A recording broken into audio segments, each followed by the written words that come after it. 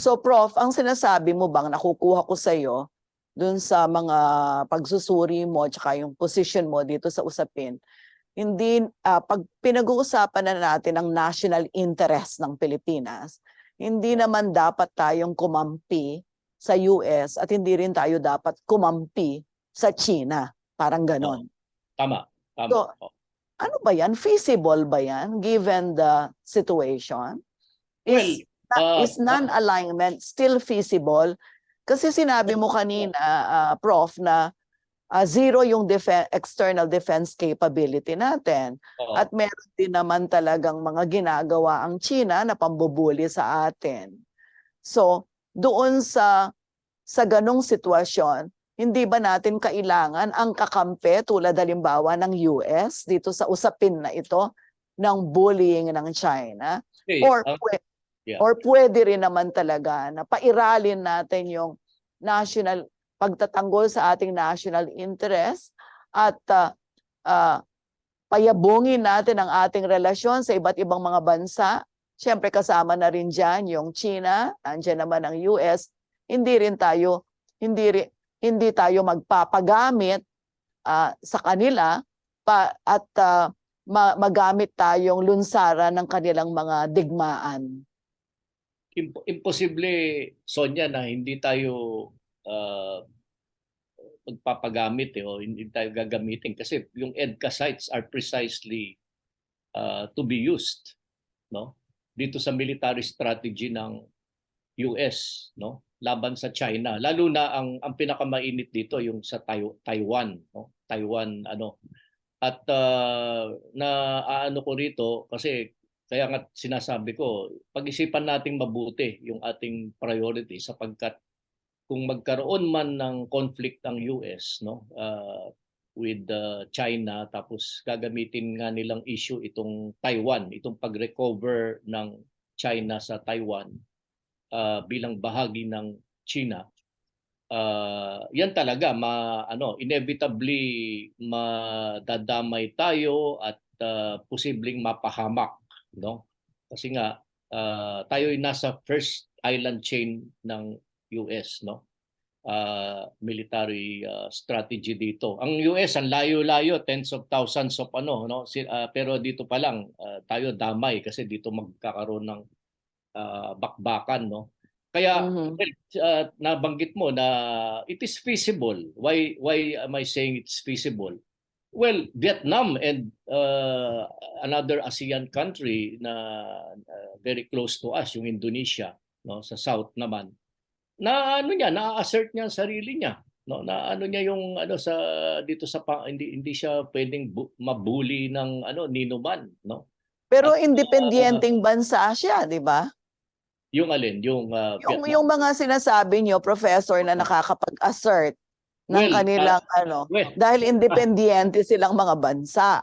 Tayo rin naman officially independent Yun lang kung gagawin natin kasi itong ginagawa natin ngayon, uulitin, parang we are just repeating the mistakes of the past, no? In other words, Prof, ang sinasabi mo, sa kasalukuyan naman dahil tayo officially independenteng bansa naman, kaya naman sana ng mga namumuno sa ating bansa na huwag nang pumayag sa additional EDCA sites o kaya totally huwag nang payagan ang nagamitin ng iba't ibang bahagi ng Pilipinas para sa lunsaran ng gyera ng US. Ganun ba? Meron bang konkretong mga hakbang na pwedeng gawin? Sino dapat ang magsimula?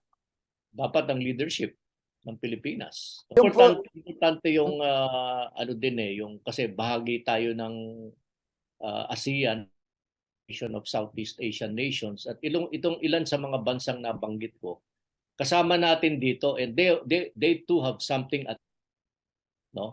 dito conflict. At kung magkakaroon man ng regional conflict dito, lahat tayo dito sa ASEAN maapekto, yung trade, yung ikipagkalakalan, yung mga countries dito ma-affect China plus the 10 ASEAN countries, no? Talagang apektado yan, no? Yung US ang layo-layo ng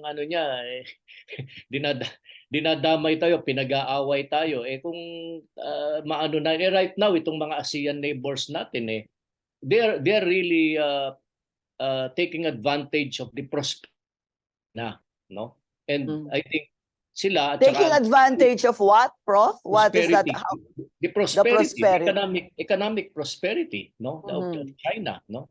And Mhm. in fact, sa mga ASEAN countries ngayon, ang pinakamalaking source of tourism nila, no, and investments is from China, no. So Ngayon, tama pala yung panahon ni Presidente Duterte, yung kanyang mahigpit na kaibigan sa China. pag-diversify, yung pag-diversify niya ng although yung kanyang mabagsik na pananalita ukol sa US, hindi naman talaga hindi naman talaga Totoo. ni-restructure in totoo. Oo, ano lang 'yon para pangsangga niya doon sa na siya human rights violator. In fact, Ano naman ang professor, ano naman ang reading mo sa kay Presidente Bongbong Marcos? Kasi dito sa usapin ng EDCA, sinabi naman niya malinaw na hindi maaring gamitin ang mga EDCA sites para sa ofensiba. Yun ang sinabi niya. Isn't that good, good posturing? Hindi kasi dahil unang-una hindi itong ating comparison or with the US o itong partnership natin, it is not among equals, no? Kasi ang US lalo na kung ipapayagan natin silang pumasok dito muli, yung maging active yung military activity. Bakit? Para sa yung deployment nila diyan sa Cagayan at saka sa Isabela. Pero ayaw nilang aminin that it's very obvious I mean, the US media sinasabi nila ang talagang ang purpose. Yung US media, maraming mga articles na nababasa ko sa US media. Sinasabi nila that it's really for Taiwan, supposedly closest allies. Tapos hindi naman niya talaga sineshare yung tunay na impormasyon na kokolekta niya even with the closest allies, no. Professor, itong mga postura ng mga gobernador, mga local government officials na sites ng EDCA, nakakatulong ba ito? Meron ba itong bearing sa kung papaano kikilos o magdedesisyon ang gobyerno ng Pilipinas? May epekto ba ito? Well, Wala. hopefully meron at makatulong sana sa local, lalo na magsisimulang local awareness kasi katulad nung naging experience natin noon sa base militar, no, napakahalaga yung awareness doon sa local areas, no. At magkaroon ng malakas na boses at opposition doon, tapos of course maano ito, no, kakalat din sa sa ibang bahagi ng Pilipinas, no. Kasi national security natin ang at stake dito no. It's not really our security kasi napakalinaw nga na tayo ang mas gagamitin kaysa tayo ang gamit dito sa deployment ng US EDCA forces sa ating interest dito sa South China Sea, no? Sige. Prof, ano lang, para lang sa kabatiran ng mga tagapanood kasi baka lang magkaroon meron kasing ilang mga nagtatanong, no? Doon sa mga pinapaliwanag mo kaugnay ng China, hindi naman ikaw pro-China. At hindi mo naman hindi ka rin parang pagdating dito sa ginagawa ng China na pambubuli sa atin, malinaw naman ang position mo diyan. Malinaw. Actually, ilang beses ko na talaga inexpress yung aking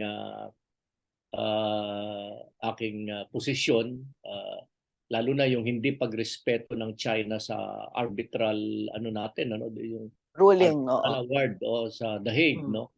Yun, kasi parang in a way parang ito'y disrespect of international law, no. Lalo na ang irony of it, ang China ay signatory na UNCLOS, yung United Nations Convention on the Law of the Sea. Ang hindi signatory dito, no, ang US. No? Okay. Hindi signatory, ayaw niya mag-sign ng UN Convention on the Law of the Sea kasi doon sa Atlantic side at saka Pacific side ng US, ayaw niyang ilimit yung ilimit gusto niya beyond 200 beyond 200 up to 1,000 miles yung kanyang jurisdiction over exclusive economic zones diyan. Okay. Napakarami kong natutunan sa inyo. Napaka-comprehensive nitong ating naging talakayan. At ako'y nagpapasalamat sa iyo sa pagpapaunlak mo. Sige. Thank you, Professor. Maraming salamat sa iyo. Salamat din sa imbitasyon, Sonia. Dakala salamat, More power.